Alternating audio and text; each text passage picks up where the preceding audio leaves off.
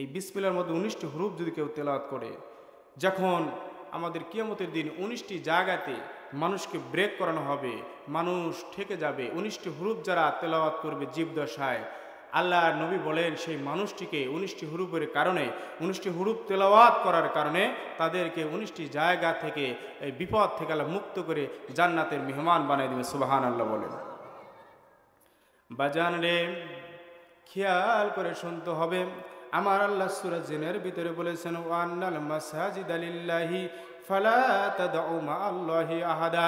আমার আল্লাহ ডাক দিয়ে বলছেন, আদরের বান্দা বান্দিরা, মসজিদ ঘর হলো আমার ঘর।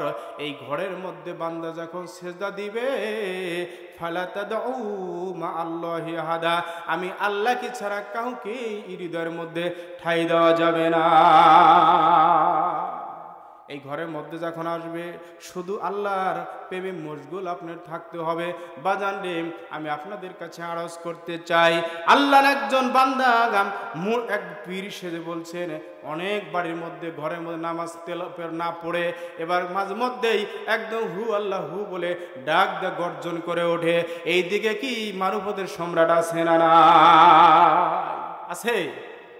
মসজিদে গেলে আর কারুকে স্মরণ করা যাবে না, কারণ হইল বান্দা যখন সেজদা দেয় আল্লাহর তখন নিকটবর্তী হয়ে যায়, সামনের দিকে চলে যায়। বন্ধুরে, একদিন ওই পীর সাহেব নামাজ পড়ে না, কোরআন জানে না, একবার হুঙ্কার দিয়ে দিয়ে আল্লাহর জিকির না করে এমনি লাভ দেয়। স্ত্রী বললে যে এত লাভ দূরছেন কে? কাহারে কাবা শরীফে কুকুর ঢুকছিল তাই তারাইলাম, নাউজুবিল্লাহি মিন জালিক। যে দরবারে কোরআন নাই, যে মাহফিলে কোরআন নাই, সেই মাহফিলে যাওয়াও হারাম। কি বলেন হুজুর? হ্যাঁ বাজান রে, আল্লাহর বান্দা, আমি সামনের দিকে কথাগুলো নিয়ে যাচ্ছি। এবার স্ত্রী ডাকতে বলছেন, পানের স্বামী রে, আপনাকে একটা অনুরোধ জানাইলাম, আপনি ওই পীর সাহেবকে বাড়িতে একটু আনবেন। আল্লাহর কোরআনের কতটুকু দখল আমরা দেখতে চাই। এত বড় আল্লাহর ওলা বাড়ি আসলেন, স্ত্রী তখন রান্না করে, গরম ভাত রান্না করে, ওই ভাতের মধ্যে নিচে এই জন্য একটা ভাজা মাছ রেখে দিছে। কি রেখে দিছে? ভাজা রেখে দিছে। উনি নামাজ পড়েন না, সম্রাট। বাজান, এবার স্ত্রীকে স্বামী ডাকতে বলেন, স্ত্রী রে, আমার এত বড় একটা আল্লাহর ওলি আমার বাজান বাড়ির মধ্যে এসেছে, আর তুমি তা ঘরের মধ্যে রেখে খালি ভাত দিয়েছো, তরকারি কেন দাও নাই? আল্লাহর বান্দি ঝাঁটা নিয়ে এসে বলছেন, হুজুর, আপনি মক্কা শরীফের কুত্তা তানান চোখ বুঝে বুঝা, আর আপনি ভাতের নিচে ভাজা মাছ দিয়েছি জানেন না? ভণ্ড পীরের রাস্তা না ভেঙে দাও, ভণ্ড পীরের চামড়া তুলে নিব আমরা। নামাজ পড়ে না, আমি আল্লাহর ওলি হয়ে গেছি। আল্লাহ বলছেন, না না, ওয়া আন্নাল মাসাজিদা লিল্লাহি ফালা তাদউ মাআল্লাহ, আমার ঘরে যখন সুজুদ সেজদা দাও, আমি তোর জীবনের গুনাহগুলো মাফ করে দেব। বাজান রে, আবু বাশারের জীবনেতে পড়ে দেখেছি আমরা, হাজার হাজার ইতিহাসগুলো আমরা দেখেছি। ওখানে লেখা রয়েছে, উনি একদিন মদের আড্ডায় তিনি চলতেছিলেন। বন্ধুগণ, এই কোরআনের কারণে, মানার কারণে আল্লাহ জিরো থেকে তার হিরো বানিয়ে দিয়েছেন। যারা আজকের মাহফিলে এসেছেন, আল্লাহর কসম, আল্লাহর কসম করে বললাম, এই কোরআনুল কারিমের কারণে মসজিদ নির্মাণের উদ্দেশ্যে আপনারা যারা আসলেন, দান করলেন, কিয়ামতের দিন মসজিদগুলো আপনার পক্ষে জান্নাতের বাসিন্দা বানায় দিবে। আল্লাহর একজন আবু বারাকাত আবুল বাশার একদিন মদের আড্ডায় যাচ্ছিলেন। বন্ধুগণ আমার, গৌরবময় আপনার ইতিহাস থেকে শোনায়, উনি যখন যাচ্ছিলেন, হঠাৎ করে একটা কোরআনুল কারিমের টুকরো পায়ের সঙ্গে ভেজে গেল। বাজার পর আল্লাহর বান্দা তখন বুকের সঙ্গে নিয়ে মুখে চুম্মা দিয়ে বাসায় নিয়ে চলে গেলেন। ও বন্ধু, জনম দুঃখী মার কাছে গিয়া বলছে, মাগো, আমি একটা রাস্তার মধ্যে একটা টুকরো পাইলাম, এই টুকরোর মধ্যে যেন কি লেখা আছে? ও বাজার, এই টুকরার মধ্যে লেখা আছে বিসমিল্লাহির রহমানির রহিম। এবার আবু বাশার ডাকতে বলে, মাগো, এই বিসমিল্লাহ আমি কোথায় রাখলে আমার কল্যাণ হবে, ভালো হবে? মা জনম দুখুনি বিসমিল্লাহ টুকরো মাথার উপর রেখে দিলেন। গভীর রজনী যখন হয়ে গেছে বাজার, তখন কে যেন আকাশ থেকে একটা আওয়াজ দিয়ে আবুল বাশারকে ডাকতে বলছেন, আবুল বাশার, আমার কোরআনুল কারিমকে তুমি ইজ্জত করার কারণে আমি জান্নাতি বিশিষ্ট মানুষের মধ্যে তোমার নাম লিপিবদ্ধ করে রাখলাম। বাজান রে, সূরা ইয়াসিনের ভিতরে, সূরা জুমার ভিতরে আপনারা পড়ে দেখেন, মসজিদের ভিতরে, মসজিদের মধ্যে যখন কিয়ামত শুরু হবে, এবার আর আল্লাহ বলবেন মসজিদে আর মসজিদে ভেঙে চুরে চুরমার হয়ে যাও, আর যাত্রা প্যান্ডেলগুলো ভেঙে চুরে চলে যাও। এবার আল্লাহ বলবেন ও মসজিদ আর স্থির থেকো না, সবগুলো ভেঙে চুরমার হয়ে গেল। মসজিদে আল্লাহ অর্ডার করে, মসজিদে তুমি ভেঙে চুরে তুমি চলে যাও না কেন? মসজিদ একদম বলবে আল্লাহ পুষ মাস মাঘ মাস কনকনা শীতের মাঝে আরামের ঘর যারা ছেড়ে দিল, আরামের বিছানা যারা ছেড়ে দিয়ে এই মসজিদ ঘরে এসে আল্লাহ আকবার বলে যখন সেজদা দিয়ে নামাজ পড়তো, ওরে দয়ার আল্লাহ এই মানুষগুলো আমার মধ্যে না আসা পর্যন্ত আমি মসজিদ উড়াল দিয়ে তোমার জান্নাতে যেতে রাজি না। মাহফিল হলো দুই ধরনের, একটা হলো মাজলিসে রহমানি, আর একটা হলো মাজলিসে শয়তানি। ওলামায়ে কেরাম যারা আছেন আপনি একটু ভালো করে বুঝবেন, মসজিদে রহমানি, মাজলিসে রহমানি মানে কোরআনের মাহফিল, আর মাজলিসে শয়তানি এটা হলো গানের মান। আল্লাহ ডাকতে বলবেন ও যাত্রার প্যান্ডেল, ও কনসার্টের প্যান্ডেল তোমরা কেন দাঁড়িয়ে আছো? বলবে আল্লাহ যারা ব্রেক ড্যান্স দিয়েছিল, যারা গান গেয়েছিল, এখনো জোরো না দেখিলে বন্ধু দুনিয়া আন্দার হয়, তুমি আমার জীবন রে বন্ধু, তুমি আমার জান, তুমি বন্ধু কই কই রে প্রাণ বুঝি যায় রে। এই গান যারা তেলাওয়াত করবে, এই গান যারা হা বাজাবে, মনের আবেগে যারা গাইবে, ও বন্ধু এই নাটকের, এই যাত্রার, এই মঞ্চগুলো রহমতের শয়তানিগুলো ডাকতে বলবে আল্লাহ সেই মানুষগুলো কোথায় গেল? আমার মধ্যে এনে দাও, আমি উড়াল দিয়ে ওসি কল্লাযিনা কাফারু ইলা জাহান্নামা জুমারা, আমি উড়াল দিয়ে জাহান্নামের মধ্যে যেতে চাই। তাহলে মসজিদ গড়া লাগবে নাকি যাত্রার প্যান্ডেল করা লাগবে? হ্যাঁ, একটু জেকেরে করে লা ইলাহা, বাজান একটু রাখেন না, এখনো দিবে বাপ দাও, একটু আগা আসেন লা ইলাহা, জোরে জোরে লা ইলাহা, আরো জোরে লা ইলাহা, একটু আগা আসেন ভাই, একটু আগা আসেন। বুবু আইসো জটকর, এখন যদি রাত গভীর হয় আপনাকে চলে যাবেন? ওয়াজ শুরু হয়নি, ওয়াজ শুরু হবে। আমার তো মনে হচ্ছে সারা রাত ওয়াজ করলে আপনার যাবেন না, এত সুন্দর আলোচনা আমি নোট করেছি। কত দিন যে নোট থেকে আপনাদের আলোচনা শোনানো যাবে আল্লাহ ভালো জানে। আপনারা একটু চেপে আসেন লা ইলাহা, একটু জোরে জোরে লাই, আচ্ছা আচ্ছা, সুবহানাল্লাহ আলহামদুলিল্লাহ, একটু আগা আসেন। এখন কি আলোচনা যদি কম গরম এবং নরম হয়, আলোচনা কি বাধা দেওয়ার সম্ভাবনা আছে? হ্যাঁ, বুবু আইসো জট করিয়া, বলেন বুবু আইসো গো চট করিয়া, তোমার জন্য আয়না ঘর রাখিছি সাজাইয়া। কি কথা কন না? হ্যাঁ, বুবু আইসো জট করিয়া, তোমার জন্য আয়না ঘর রাখিছি সাজাইয়া, রিসিভ করার জন্য আছি মোরা জুতার মালা লইয়া, বুবু আইসো জট করিয়া, তোমার জন্য আয়না ঘর রাখিছি সাজাইয়া, বিনা বিচারে মারছো মানুষ আবু জেহেল সাইজা, বুবু আইসো জট করিয়া, তোমার জন্য আয়না ঘর রাখিছি সাজাইয়া। ঠিক, এখন তো ঠিক বলবেন। যখন পুলিশ তারা আপনার কোথায় ছিলেন? হ্যাঁ, বাজানের সামনের দিকে চলে যাব। এই মসজিদগুলো, মসজিদ দুইটা হলো এই মাহফিলের কি জায়গাগুলো, রহমানি আর শয়তানি। মসজিদ ঘর যারা করবে, এই মসজিদ ঘরের আমি হাদিস থেকে বর্ণনা করি, বুখারী, মুসলিম, তিরমিজি, আবু দাউদ, নাসাই, ইবনে মাজা। আমি যেহেতু তিনটা বিষয় মাস্টার্স করেছি, আপনাদের অনুরোধ করে শুনে যাই, কোরআন টু হাদিস থেকে আপনাদের তাফসীর শোনাবো বাজান। এই মসজিদগুলোকে সেজদা দেওয়ার কারণে এবার মিন্নি হুদান ফামান তাবিয়া হুদায়া ফালা খাউফুন আলাইহিম ওয়ালা হুম ইয়াহজানুন, আল্লাহর দিনের পথে যখন মানুষ আসবে, আল্লাহ তাদের বালা মুসিবত থেকে তাদেরকে হেফাজত করবে, বলেন আমিন। বাজান আপনাদের শোনায়, আল্লাহর একজন ওলি ছিলেন, ওই আল্লাহর ওলি এই মসজিদের মধ্যে নামাজ পড়তেন, তার নাম হলো জোরাইজ। আল্লাহ কোরআনুল কারীমের ভিতরে বললেন ফালইয়াদহাকু কলিলাও ওয়ালইয়াবকু কাসীরা। আল্লাহ কোরআনুল কারীমের ডাক দিয়ে বলছেন, আদরের বান্দারা ও আদরের বান্দিরা, হযরত জোরাইজ আল্লাহওয়ালা মানুষ ছিলেন বাজান, মসজিদ কেন্দ্রিক তাফসীর করে যায়। উনি তখন যখন সময় পাইতেন মসজিদের মধ্যে গিয়ে বলতেন যে হাসবুনাল্লাহু নি'মাল ওয়াকিল ওয়া নি'মাল মাওলা নি'মাল নাসির। আল্লাহকে ডাক দিস, আল্লাহুম্মা, আল্লাহ তুমি আমাদেরকে মাফ করে দাও। ফালিয়াদ হাকু কলিলা, চোখের পানিগুলো ছেড়ে ছেড়ে আল্লাহকে ডাক দে কাঁদতো। আল্লাহ কান্দার কারণে বান্দার জীবনের গুনাহ মাফ করে দিয়া আল্লাহ জান্নাতি হিসেবে কবুল করেছেন, বলেন আমিন। একদিন জোরাইজ মারা গেলেন। আজকে আমার খালার শাশুড়িকে অন্ধকার কবরে রেখে আসলাম ও বাজান। এবার জোরাইজ এক সময় মারা গেলেন, আবু বকর ইমামতি করে মসজিদে ওই হযরতে জোরাইজকে অন্ধকার কবরে যখন রেখে আসলেন, কবরে রাখার পর কবরটা কিন্তু অন্ধকার বাজান। কবরটা অন্ধকার না, বলেন? কবরটা অন্ধকারের মধ্যে রেখে আসলেন ও বাজান।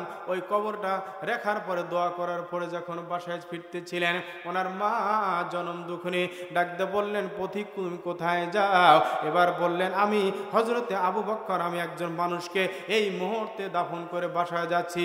বাজান রে, এমন সময় বুড়িমা ডাকতে বলে, ওগো আল্লাহর বান্দা শুনে নাও, যাকে আপনি জানাজা করে অন্ধকার কবরের মধ্যে রেখেছেন, উনি হলো আমার কলিজার টুকরা হযরতে জোরাইজ। হযরতে জোরাইজকে আপনি মাটি দিলেন, অন্ধকার কবরের মধ্যে রাখলেন। আপনি জানেন না আমার জোরাইজ অসুস্থ হয়েছিল। আমি এক মেহমান বাড়ি গিয়েছিলাম, আমি এসে দেখি আমার কলিজার টুকরা সন্তান জোরাইজ ইন্তেকাল করেছে। এগো আল্লাহর নবীর সাহাবী, আপনি মেহেরবানি করে আমার জোরাইজের একটু মুখটা একটু মেহেরবানি করে দেখাবেন না? বাজান রে, এবার হযরত আবু বকর মার কথা রিকোয়েস্টে চলে গেলেন, অন্ধকার কবরের মধ্যে গিয়া কবরের মাটি, মুখটার মাটি একটু সরায় দিলেন। দেখে অন্ধকার কবরটা ওই জোরাইজের আল্লাহ আলোকময় বানিয়ে দিয়েছে। হযরত আবু বকর এমন মনটা যেন মলিন হয়ে গেল। ও আল্লাহ, জোরাইজ কি এমন আমল করেছিল গো আল্লাহ, যার কারণে অন্ধকার কবরটা আল্লাহ তুমি আলোকময় বানিয়ে দিয়েছো। আল্লাহর নবী বলেছেন, আল কবরু রাউযাতুম মিন রিয়াজিল জান্নাহ আল হুফরি হুফরাতুম মিন নার। আল্লাহর নবী ফরমান, যারা মসজিদ করবে, মাদ্রাসা করবে, যারা দান সদকা করবে, নলকূপ করবে, গাছ লাগায় দিবে নেক কাজ করার কারণে, আল্লাহ বলেন সেই বান্দাদের জন্য অন্ধকার কবরে রাখার সাথে সাথে আল্লাহর নবী শুনান, আল কবরু রাউযাতুম মিন রিয়াজিল জান্নাহ, ওই কবরবাসীর জন্য, দানকারীদের জন্য, মসজিদে সালাত আদায়কারীদের জন্য তুমি কবরটা জান্নাতের ফেরেশতারা বাগান বানিয়ে দাও।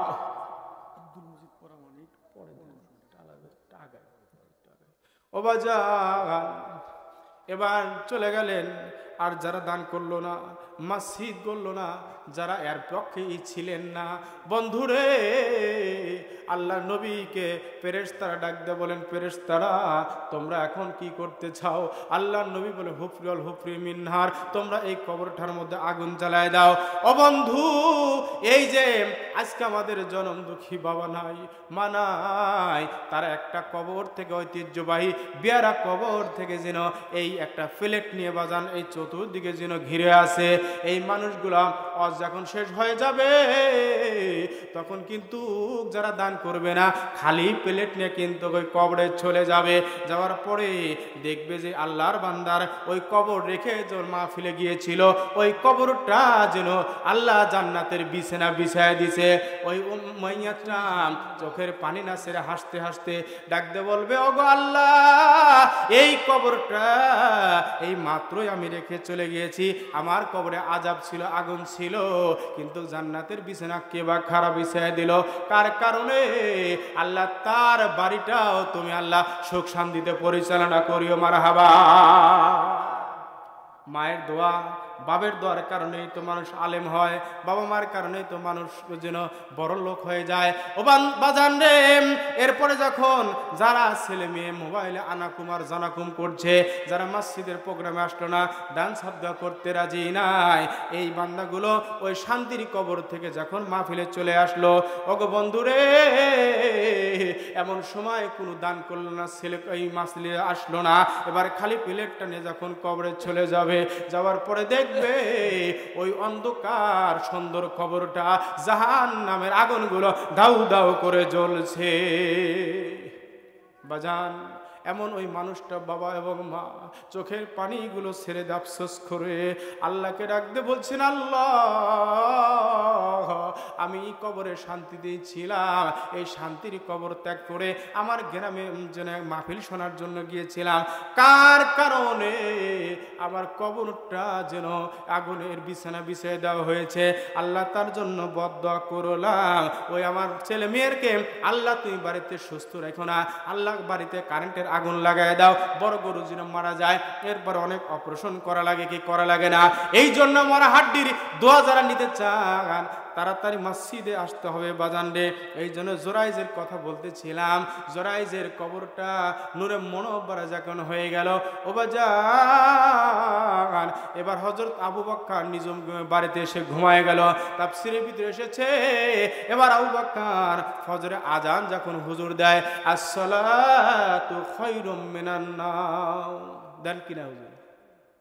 লোক একটু কম হয়, এখন শীতের মৌসুম তো খালি হাফেজ আর ওলামায়ে কেরাম চলে যায়। যখন আজান হয়ে গেছে, ও বাজান, এবার মসজিদের মধ্যে চলে গেলেন, আল্লাহ নবীর পিছনে সালাত আদায় করার পর এবার নবীজিকে জিজ্ঞাসা করলেন, ইয়া রাসূলুল্লাহ, আমি একজন মানুষকে অন্ধকার কবরে রাখছি, কোন আমলের কারণে?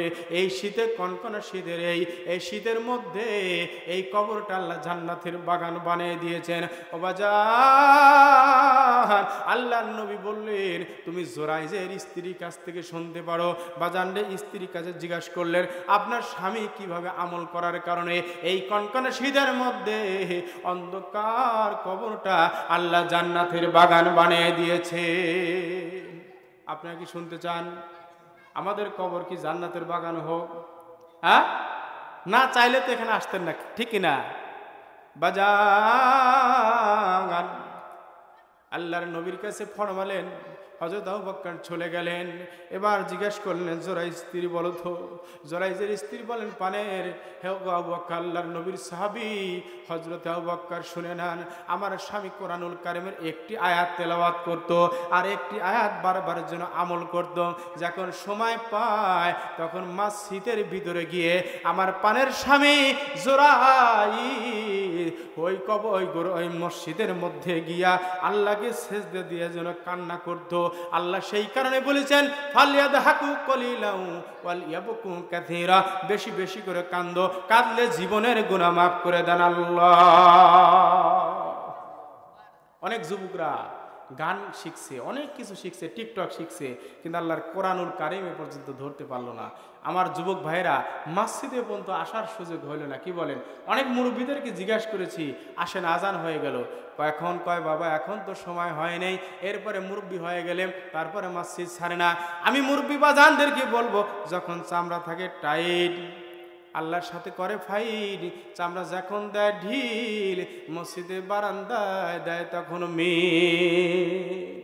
কয় বাবা সুবহানাল্লাহ সুবহানাল্লাহ, ডাকবে সরেন থেকে, তোমার মুখের লালা ছুটে আসতেছে। কি বলেন? বলে কি না?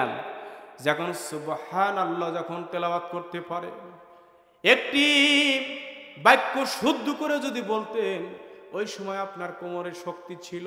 ও বাজান, আমি যেখানে জুমা পড়াই সেখানে এই জুমাটা অনেক বড় জুমা, ওখানে একদিন মুরব্বী জুমা বারে আমার মোটর সাইকেলের সামনে দিয়ে চলে যায়, ডাকতে বলেছিলাম, বাজান এত জোরে জোরে যায় না, কারণ জীবন যৌবনে তোর পড়িবে ভাটা মন, এই দুনিয়াটা বড় স্বার্থপর, সময় থাকতে পারের হিসাব কর। মনির খান গান গেছে। কি বলেন? বাজান রে, যুবক ওই মুরব্বী এবার মাজায় গামছা নিয়ে অহংকারের সাথে চলে যাচ্ছে। আমি ডাকতে বলে বাজান এই দুনিয়াটা তো ক্ষণস্থায়ী রে বাজান, আল হাকুমুত তাকাতুর, দুনিয়ার জন্য, বাড়ি করার জন্য, ঘর করার জন্য আপনি যত মাতোয়ারা হয়েছেন বাজান, এত আপনি পাগল হয়েন না। আপনি আল্লাহর রাস্তায় মসজিদে চলে যান, আল্লাহর রাস্তায় চলে যান, আল্লাহকে রাজি খুশি করেন। আপনাদের শোনাই একজন রাজার কথা একটু মনে রাখবেন। একজন রাজার 7টি স্ত্রী ছিল, ইতিহাসের মধ্যে পাইলাম। অবন্ধু 6 জন স্ত্রী ছিল, 6 জন স্ত্রী ছিল। 7টা স্ত্রীর মধ্যে একটা স্ত্রী ছিল কালো। আমি সেখানেই চলে যাব বন্ধু। 6 জনকে রাজা তেমন ভালোবাসে না, এই জন্য বাসে না। ওই 6টি রাজার স্ত্রী রাজাকেও তত ভালোবাসে না, রাজা ভালোবাসে না, কথা বলবেন না। একটি কালো স্ত্রী ভালোবাসে। ও বন্ধু, আল্লাহ ডাকতে বললেন মাল্লাহুল মাওলা ফালাহুল কুল, বান্দা আয় আয়, তুই আমার হয়ে যা, আমি তোমার জন্য হয়ে যাব। এবার রাজা মশাইয়ের স্ত্রী 6 জন পরামর্শ করে এবার নালিশ জানাইছে সিয়ার। এবার বড় প্রধানের কাছে ডাকতে বলছেন, প্রধান আমারে বিচার করে দেন, আমরা দেখতে কম না, চেহারা তো কম না, হাই হাই তবু জেগে থাকি তার আশায়, তারে কি গো ভোলা যায়। বাজান আমি আপনাদের কারজ করি, ওই 6 জন এবার মানিক কুরাইনের ব্যস্ত ছিল। আর একজন মহিলা দ্রুত এসে রাজার গলা যেন চাপ দিয়ে ধরলেন।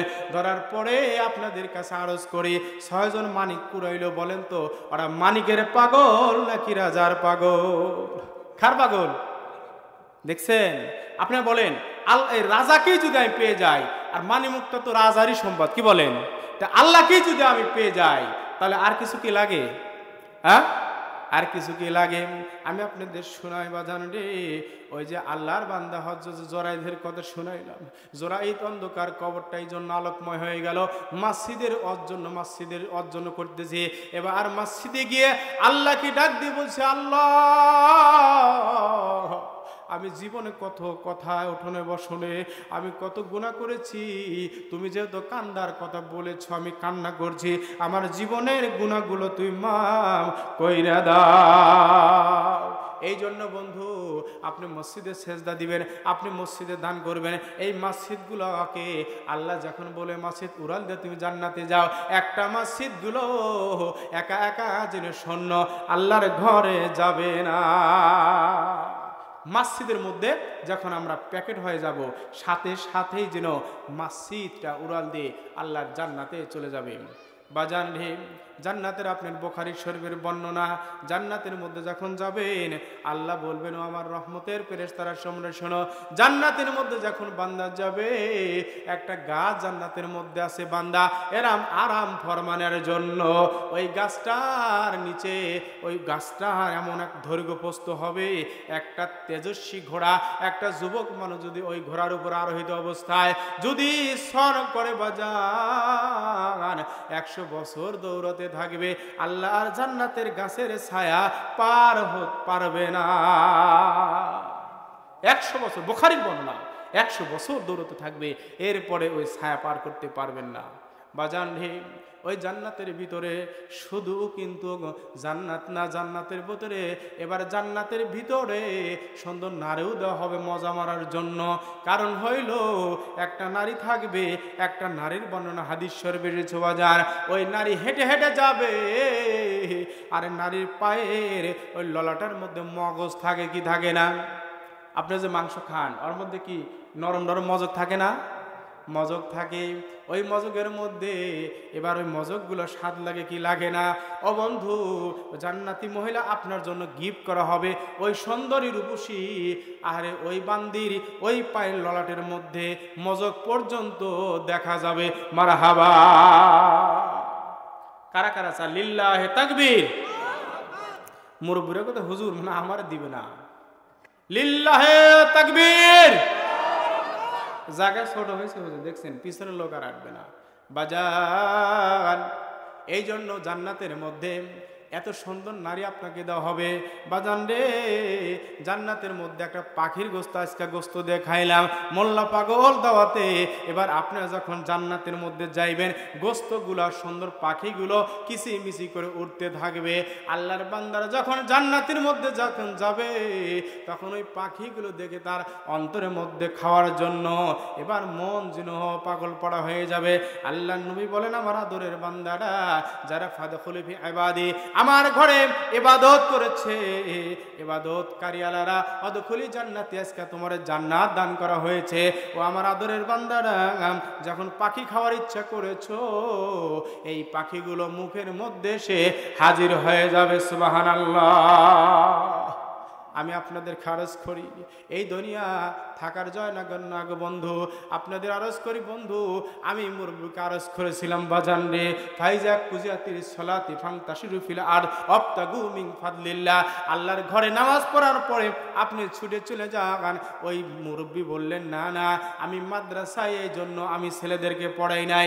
মাদ্রাসায় পড়াইলে ওই ছেলেগুলো তেমন বেনি হয় না, ভালো বেনি ভালো একটা মানুষ হিসেবে করে না। যার এবার ওই মানুষটি চলে গেলেন আলকোপনের জন্য। আমি তারে পরামর্শ দিয়েছিলাম, বন্ধু আপনি শুনে নাই দুনিয়াটা ছেড়ে চলে যেতে হবে। উনি আপনি পরামর্শ দিলাম, আজকে ঘরের মধ্যে আপনি যাবেন, 3 দিন পর্যন্ত ঘুমায় থাকবেন, কোনো কথাই আপনি বলবেন না। ঘরের মধ্যে গিয়ে চুপচাপ আছে, 3 দিন চলে যায়। স্ত্রী ডাকছে, বুলবুলের বাপ তুমি কি অসুস্থ, বলো, আমরা তোমাকে ওষুধ এনে দেয়, তোমাকে ট্রিটমেন্ট দিই। সোনার বন্ধুরা আমার, উনি কথা বলছে না। 1 দিন 2 দিন 3 দিন চলে যায়। এরপরে বলছেন, কুল্লু নাফসিন যায়িকাতুল মাউত, মানুষ তো মরে যায়, ম্যান ইজ মর্টাল, মানুষ মারা যাবে, এটাই স্বাভাবিক। কি বলেন আপনারা? এরপরে বলছে 3 দিন যাওয়ার পরে ঘুমুরটা সরায় দেখে, ল্যাপটা সরায় দেখে আল্লাহর বান্দা আজকে দুনিয়া থেকে বিদায় গ্রহণ করেছে।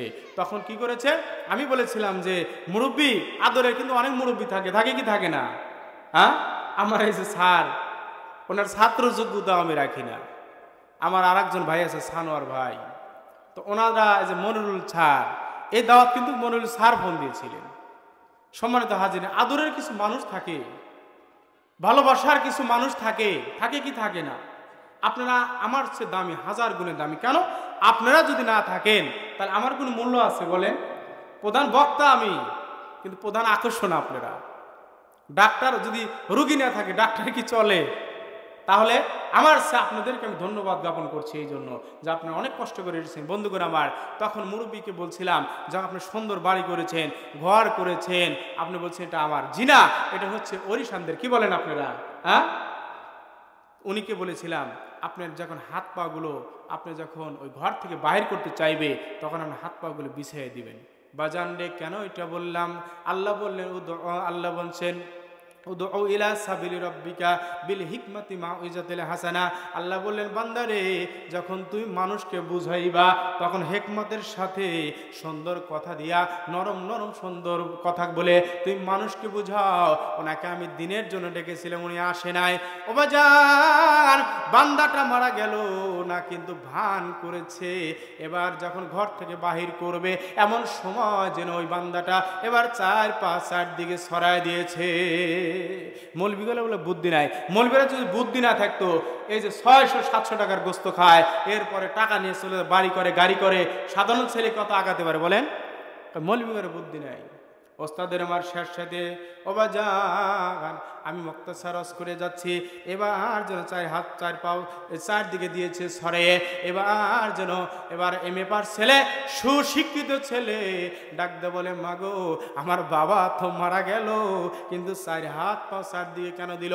মা ডাক দে বলছেন, বাবা রে, তোমার বাবা যেন সারা জীবন তোমার জন্য অক্লান্ত পরিশ্রম করে ভালো খাবার খেতে পারে না, আরাম নিতে পারে না, এই জন্য রক্তটা চেপে ধরে নাই, রক্তটা যেন ছেড়ে দিয়েছে।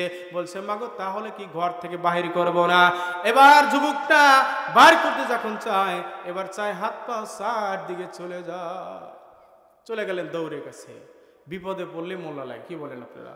হ্যাঁ, মোল্লা লাগে তখন লাগে, আজানের সময় লাগে, আর কি বিয়ে পড়ানোর সময় লাগে, আর মারা গেলে মোজাম্মেল হুজুরের লাগে। আর যখন বাঁশ দেওয়া শুরু করে, দেয় কি দেয় না? এখন হয়তো নাই। আধারে ভয় পেয়েরা, আলো আছে আড়ালে, বাতিল সব পালিয়ে যাবে, তোমরা উঠে দাঁড়ালে। যুবক ভাইরা, তোমাদের বাংলাদেশ তোমাদেরকে খুঁজছে, সকল কিছুর এই পরিবর্তন করেছেন আমাদের ছাত্র ভাইরা। আমি ওদের জন্য প্রাণ খুলে দোয়া করি, আল্লাহ তুমি এদেরকে আল্লাহ আবু বকরের মতন, ওমরের মতন মুজাহিদ বানাই দিয়ে বলেন আমিন। বাজান রে, ইমাম সাহেবের কাছে গেছে, যা ডাক দিয়ে বলেন ইমাম সাহেব আমার আব্বা মারা গেছে। হাত পা তো চারদিকে চলে যায়। এই 3 বছর হলে একটা বিল্ডিং করা হয়েছে, সুন্দর করে দরজা বানানো হয়েছে, কিন্তু দরজা আমি কেমনে ভাঙবো, নাকি আব্বার আমি হাত পাও কাটবো? উনি বললেন মিনহা খলাকনাকুম ওয়া ফিহা নুঈদুকুম ওয়া মিনহা নুখরিজুকুম তারাতান উকরা। ইমাম সাহেব বলেছেন আপনার মা বাবা মারা গেছে, মানুষ মারা যাবে, আল্লাহ মানুষকে মাটি দিয়ে তৈরি করেছেন, আবার মাটির মধ্যে দাফন করে দেওয়া হবে। ওগো বাবা, তাহলে তোমার ঘর, বাবার ঘর ভাঙার কোনো দরকার নাই, তোমার বাবার হাত পা কেটে কবরের মধ্যে ঢুকাও। দেখছেন বিপদ? উনি বলছিলেন কি এবারে আমার এটা ঘর, আমার সব আমার। এই জন্য পরের জায়গা পরের জমি ঘর বানিয়ে আমি রই, আসলে তো এই বাড়ির মালিক আমি নই। দাঁড়িয়ে যা বলছে বাজান রে, কার তুমি হাত কাটতে চাও? আমি তো এই বাড়ি করেছি অক্লান্ত পরিশ্রম করে, আমি এই ঘর দিয়েছি, তুমি এই ঘরকে এত ভালোবাসো, মহব্বত করো, আজকে তুমি আমার হাত কাটতেছো বাজার। আজকে তুমি বিল্ডিংটা, তুমি এই দরজার ময় তুমি ছাড়তেছো না। আমি আজকে বাড়ি ছেড়লাম, আমি আজকে ঘর ছেড়ে চলে গেলাম, আসলে পরের জায়গা পরের জমি ঘর বানিয়ে আমি ছিলাম। আমি বুঝতেছি আল্লাহ ছাড়া আমাদের কেউ নাই। আল্লাহ ডাকতে বলে আদরের বান্দা শোনো, ইয়া আইয়ুহাল ইনসানু মা গররাকা বিরাব্বিকাল কারীম। আল্লাহ ডাকতে বলছেন ও গাফেল বান্দা, ইয়া আইয়ুহাল ইনসান, হে মানুষ, মা গররাকা, কে তোমাকে আমি আল্লাহ থেকে, জুমার নামাজ থেকে, আমি আল্লাহ থেকে, মসজিদ থেকে, দান সদকা থেকে কেমনে তুমি ঘাড় ঘুরায় নিলা? মা রব্বিকাল, মা গররাকা বিরাব্বিকাল কারীম, আমি রব্বুল আলামিন থেকে ঘাড় ঘুরে নিয়েছো, এই জন্য তোমার হাত পা সন্তানেরা কাটবে। উনি বুঝতে পারলেন যে এই বাড়িঘর আমার নয়। আসলে কি বাড়িঘর আমার? বলেন। আমি অনেক জায়গায় গিয়েছি, দেখেছি দরজা আছে, বাবা নয়। হাজিকে ডাক দিয়ে বলছে হাজি সাহেব আসেন বাড়িতে। খায় হাজি সাহেব 3 মাস হয়ে গেল, আজকে দুনিয়া থেকে বিদায় নিয়ে চলে গেছে। ও বাজান, এরপর অনেক মার্কেটে অস করেছি, অনেক জায়গায় ডাক দিয়ে বলছে অমুক ভাই, ও সাগর ভাই আছেন, একজন কর্মচারী ডাক দিয়ে বললেন সাগর দুনিয়া থেকে নাই, সাগর তো অন্ধকার কবরের ভিতরে চলে গেছে। বাড়ির দরজা, বাড়ি আছে, দরজা আছে, চাকরি আছে, সার্টিফিকেট আছে, গাড়ি আছে, বাড়ি আছে। ও বন্ধু, ওই মানুষটা চিরদিনের তরে কবরে চলে গেছে, কোন ঠিক কিনা? এই জন্য বাজান রে, আমি সামনের দিকে একবার চলে যাচ্ছি। 3 জন মানুষ হাদিস শরীফ থেকে বর্ণনা করে ও বন্ধু সফর করতেছিলেন। আল্লাহ নবী বললেন আর সাদাকাতু তরদ্দুল বালা, যারা দান করে, যারা মসজিদ নির্মাণ করে, কূপ খনন করে, মান দান সদকা করে, যারা বুদ্ধি দেয়, পরামর্শ দেয়, আমার নবীজি বললেন তারা যখন বিপদে পড়বে, মুসিবতে পড়বে, আমার আল্লাহ নিজে তাদের সহযোগিতা করবেন। মারহাবা। 3 জন সফর করতেছিলেন, এবার গর্তের মধ্যে একটু পড়ে গেলেন। আমি সামনের দিকে চলে যাই, এবার গর্তের মধ্যে পড়ে যাওয়ার পরে গর্তটার মুখটা পাথর দিয়ে জনলিপিবদ্ধ বন্ধ করে দেওয়া হলো। আমি আপনাদেরকে আরজ করে বন্ধু, নেক কাজ আপনার করতেই হবে। এই জন্য একজন মানুষ বলতেছেন ভাই জীবনে কি নেক আমল তুমি করো নাই? উনি বলেছেন একটি কাজ জীবনে নেক আমল করেছি। সেই নেক আমলটা হলো আমি একটা কাজের লোক রেখেছিলাম। কি রেখেছিলাম? কি রেখেছিলাম? কাজের লোক রেখেছিলাম। আমি পয়সাগুলো দিলাম, তার পারিশ্রমিকগুলো দিয়ে দিলাম। বন্ধু নিয়ে চলে গেল, না রেখে গেল। আমি অনেক টাকার মালিক তারে বানাই দিয়ে সম্পদগুলো তারে দিয়ে দিতে চাইলাম, উনি সম্পদগুলো নিলেন না। আমি এই কাজটা আল্লাহর ভয়ে, ইন্না আকরামাকুম ইনদাল্লাহি আতকাকুম, আমি আল্লাহর ভয়ে হকুল ইবাদ নষ্ট করি নাই। আল্লাহ তার ওসিলা করে আমার এই পাথরটা সরায় দাও। সুবহানাল্লাহ। আর একজন বললেন আমার স্বাস্থ্য বোন ছিল, আমি তারে খুব ভালোবাসতাম। I love you but I not tell me, আমি তারে ভালোবাসতাম কিন্তু তারে বলে যেন সাহস পাই নাই। আই লাভ ইউ, আমি তারে ভালোবাসতাম but I not tell me, কিন্তু বলে যেন সাহস পাই না। কিন্তু আমার বোনকে বলেছিলাম বোন রে তোমারে ভালোবাসি, তোমার সাথে আমি দেহ মিলন করতে যাই। বোন বলেছিল ও গো আমার ভাইজান, তোমার কাজে আমি লিপ্ত হব, কিন্তু একটা শর্ত হইল 100 দিরহাম আমাকে দিতে পারলে সেই দিন তোমার কথায় রাজি হয়ে যাব। আমি উরুর উপরে 100 দিরহাম আমি জোগাড় করে আমি বোনের হাতে দিয়ে দিলাম, স্বাস্থ্য বোন দিয়ে এখন জেনা লিপ্ত হয়ে যাব।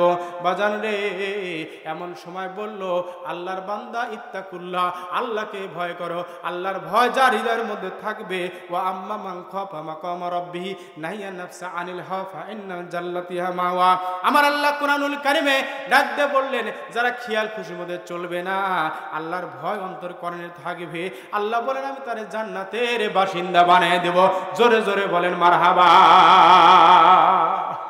বাজান, এবার আমি উরুর উপরে জেনায় লিপ্ত হয়ে যাব। এবার বললেন আবদান ইত্তাকুল্লাহ, আল্লাহরে তুমি ভয় করো, আল্লাহরে ভয় করো। ও বন্ধু, আমি তখন জেনার কাছ থেকে ফাড়ে হয়ে গেলাম, সাথে সাথে একটা পাথরে আর একটা অংশ সরে গেল। 3 নম্বর একজন ডাক দিয়ে বললেন আমার মা। এবারে বৃদ্ধ মানুষ ছিল, অসুস্থ ছিল। আমি ছাগল চড়াতে যাইতাম, আমার ব্যস্ততা বেড়ে যাওয়ার কারণে আমার আসতে একটু লেট হয়ে গেল। ও বন্ধু, এসে আমি ছাগলের দুধ দহন করলাম, এরপর মার মুখের মধ্যে তুলে দিলাম। মাকে আল্লাহর শাহী দরবার দোয়া করেছিলেন, ও আল্লাহ, আমার ছেলে যখন বিপদ মুসিবতে পড়বে, আল্লাহ তখন তুমি আমার ছেলেকে বিপদ মুসিবত থেকে রক্ষা করিও। ও বাজান, এমন সময় সাথে সাথে আল্লাহর বান্দা তাকিয়ে দেখে ওই পাথরটা জেনে সরে গেল। 3 জন মানুষ এবার দাঁড়িয়ে গেলেন। সুবহানাল্লাহ। নেক কাজ করা দরকার আছে না? সাবিত বলেন। ও বাজান, আমি আপনাদের খেজমত করতে চাই, এই জন্য এই দুনিয়ার জায়গায় ধনিয়ে থাকবে রে বন্ধু। 3 জন মানুষ সবর করতেছিলেন, সামনে চলে যায়। হঠাৎ করে 4টে স্বর্ণের মুদ্রা এক সময় পাইলেন। আমরা কিন্তু একটা জিনিস পাইলে গোপন করি কিনা? ও বাজার, এবার গোপন যখন করছে, রাখার পরে হিসাব করতেছে, মানুষ হলো 3 জন, আমরা মানিক পেয়েছি 4টা, কিভাবে আমরা ভাগ বন্টন করব? ও বন্ধু, একজন বলছে, বন্ধু 2 জন আমরা বসে থাকি, আর একজন মার্কেটে চলে যা, খাবার নিয়ে আসো। 4টা মানিক যদি বিক্রি করি, আমাদের জীবন আর কোনো কর্ম করা লাগবে না। তো একজন হাঁটতেছে। বাংলাদেশের মানুষ কিন্তু ভেরি ক্লিভার, কি বলেন আপনারা? হ্যাঁ, খুব চালাক, একজন খালি ঠকাইতে চাই, কি বলেন? তখন চলে গেছে বাজারে, যাওয়ার পরে চিন্তা করতেছে, আমি তো আসলাম, আমি রুটি খেয়ে 2টা 20 মাস মানে মিশ্রিত করে ওই 2 বেটাকে দিয়ে দেবো, দেওয়ার পরে বেটা মারা যাবে, ওই 4টা মানিকের মালিক আমি হয়ে যাব। আর ওরা চিন্তা করতেছে, ওই বন্ধু যখন আসবে, আমরা রুটি আগে খেয়ে নেব, শক্তি হবে, ওকে আমরা মেরে ফেলবো, মারার পরে ওই 4টা মানিক 2টা 2টা করে 4টা আমাদের হয়ে যাবে। কি বলেন? 2 জনের প্ল্যান ঠিক আছে না? বাজান, আপনাদের আমি পায়ে ধরে আরজ করবো রে বন্ধু, না না না, তুমি এমন মক্কর করিও না রে বন্ধু। আমি সামনের দিকে আপনাদের চলে যাচ্ছি, হ্যাঁ চলে যাব, এই যে চলে যাচ্ছি বাজার। এখন কি করলেন ওই বান্দাটা? তখন ওই একজন রুটি খাওয়ার পরে, রুটি খেয়ে 2টা 20 মাখায়া নিয়ে চলে আসলেন। ওই 2 জনের কাছে যখন আসলেন, সঙ্গে সঙ্গেই যেন ওই 2 জন রুটিগুলো খাইলেন। খাওয়ার পর এবার ওনারে ধরে যেন এবার এমন পিটানে পিটাইছে বন্ধু, পিটানা পিটাইতে জীবনটা শেষ করে দিয়েছে। কিছুক্ষণ পরে বিস্ফোট হয়ে ওই 2 জন মারা যায়। ওনাকে 2 জন মারলেন, আর উনি ওই 2 জনকে 20 খাওয়ায় মারলেন, আর ওনাকে 2 জন লেগে একজনকে মারলেন। আপনি বলেন, 4টি স্বর্ণের টুকরা কেউ কারোর বাড়িতে কেউ কি নিতে পারছে? হ্যাঁ, সম্পদগুলো যার সম্পদ সেখানেই থাকবে। আমাদের নেক আমল করতে হবে, কারণ নেক আমল করলে এই জোরাইজের কবরটা আল্লাহ যেমন জান্নাতের বাগান বানিয়ে দিয়েছেন, এরকমভাবে আমরাও এই মসজিদ নির্মাণ করার কারণে, আল্লাহর ঘর নির্মাণ করার কারণে, দান সদকা করার কারণে আল্লাহর সকল দান সদকাকারীদের কবরটা যেন জান্নাতের বাগান বানিয়ে দেয়। বন্ধুরে, আল্লাহর নবী যুদ্ধের ময়দানে যাবেন, এমন সময় সাহাবীদের কাছে কিছু দান চাইলেন যে, ওগো আমার সাহাবীরা, যুদ্ধের ময়দানে অনেক টাকা পয়সার দরকার আছে, অনেক সাহাবীরাই অনেক দান করলে বন্ধু, কিন্তু হযরত আবু বকর একটা পিলারের সঙ্গে দাঁড়িয়ে চোখের পানিগুলো ছেড়ে ছেড়ে কাঁদতেছিলেন। আল্লাহর নবী ডাকতে বলে, আমার সাহাবী আবু বকর কোথায়? আবু বকর বলল, ইয়া রাসূলুল্লাহ, লাব্বাইক ইয়া রাসূলুল্লাহ, আল্লাহর নবী বললেন, আবু বকর চোখে কেন তোমার পানি রে বাজান? আবু বকর বললেন, রাসূলুল্লাহ কত মানুষ কত টাকা দিল, কত অর্থ দিল, আমি এমন হতভাগা পোড়া কপাল, আমি আল্লাহর নবীর হাতে কিছুই দিতে পারলাম না। একটা টোপলা যেন আল্লাহর নবীর কদম মোবারকে হাজির করে দিলেন। আল্লাহর নবী বললেন, আবু বকর এই টোপলার মধ্যে কি আছে রে বাজান? আবু বকর বলে, হুজুর কিছু সম্পদ আমি এনেছি, আদেশার জবার কিছু আছে। আল্লাহর নবী বলে, আবু বকর রে তুমি বাড়িতে বাজান কি রেখে এসেছো? আল্লাহর নবী কে সাহাবী আবু বকর বলেন, হুজুর বাড়িতে আল্লাহর নবী ছাড়া আর কোনো কিছু নাই। এই জন্য আমার আল্লাহ ডাইরেক্ট আসমান থেকে ঘোষণা করেছে সকল সাহাবীদের মধ্যে সর্বপ্রথম জান্নাতে যাবে আবু বকর। বলেন মারহাবা। সে আবু বকরের সাথে জান্নাতে যাওয়ার মতন এমন কোন দরদের ভাই আছেন? বাবা অন্ধকার কবরের মধ্যে আছে, মা কবরের মধ্যে আছে, ভাই কবরের মধ্যে আছে। আমি বিয়ারার কবরের পাশ দিয়ে আসলাম গো বন্ধু, ওই নীরবনগর কবরের মধ্যে বাবা খাটছিল, ঘুমাইছে, মা জনম দুঃখী ঘুমাইছে। দুনিয়ায় যদি বেঁচে থাকতো মাকে কিন্তু কারণ ওষুধ কিনে দেওয়া লাগতো, পোশাক দেওয়া লাগতো শীত নিবারণ করার জন্য। আবু বকরের সাথে জান্নাতে যাওয়ার জন্য একজন মানুষ বলেন, হুজুর আমি আবু বকরের সাথে প্রথমে জান্নাতে ঢুকতে চাই।